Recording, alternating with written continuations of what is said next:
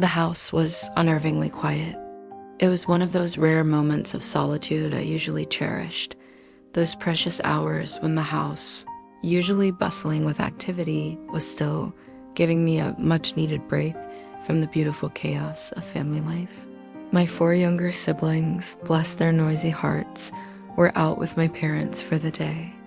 Just me in the house itself, which is why I was lounging in the living room, enjoying the peace, reading a book when suddenly the atmosphere shifted.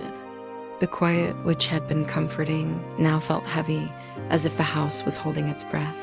The hairs on my arms stood on end, and I couldn't help but glance at the door, wondering if I was imagining it or if someone was actually out there.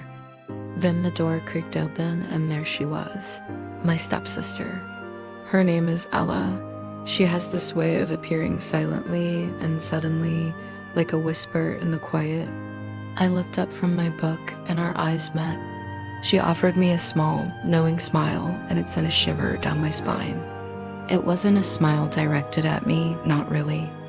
It was more like she was smiling to herself, a secret shared only between her and the air around her. Her dark hair, usually tied back in a tight braid, was loose today, cascading down her back like a black waterfall. She moved with this effortless grace that was both intriguing and intimidating. There was something about her, a magnetic energy that drew me in even as my gut screamed at me to run. We'd never really spoken much before. Our interactions consisted of polite nods and brief exchanges here and there. But today, as she stood in my living room, I felt a pull towards her that I couldn't explain. She stepped closer, her eyes boring into mine. I wanted to look away, but I couldn't bring myself to do it. "Hey," she said softly, her voice a warm melody that seemed out of place in the sudden hush of the house. My pulse quickened. "Hey," I replied, trying to keep my voice steady, but it came out a bit higher than I intended. The word hung in the air between us, a fragile bridge connecting 2 people who'd barely known each other. She moved closer still, and for a moment I couldn't breathe. The space between us was charged with electricity, every fiber of my being buzzing with a sudden, unexpected energy. Her dark eyes, usually hidden behind her thick glasses, gleamed with a wild light.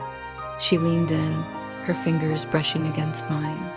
It was a fleeting touch, but it sent shivers racing down my spine. The air crackled around us, thick with unspoken tension. Before I could react, her lips were on mine. It was a soft kiss at first, feather-light, almost tentative. Then it deepened, becoming more demanding, more urgent. My head swam, and for a moment, there was nothing but the kiss, the taste of her lips, the feel of her body pressing against mine. It was a sensation that both terrified and intoxicated me. I wanted to pull away, but I couldn't. I didn't want to. When she finally pulled away, a ghost of a smile played on her lips. "I knew you felt it too," she whispered. And with that, she was gone, leaving me in the echoing silence of the house, my heart pounding in my chest, my entire world turned upside down by a kiss.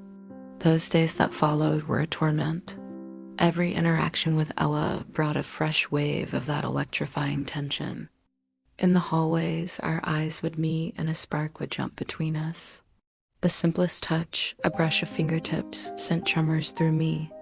I tried to push it away, to convince myself it meant nothing, but the more I resisted, the stronger it became. Then came the incident in the kitchen. I was making tea when Ella approached me.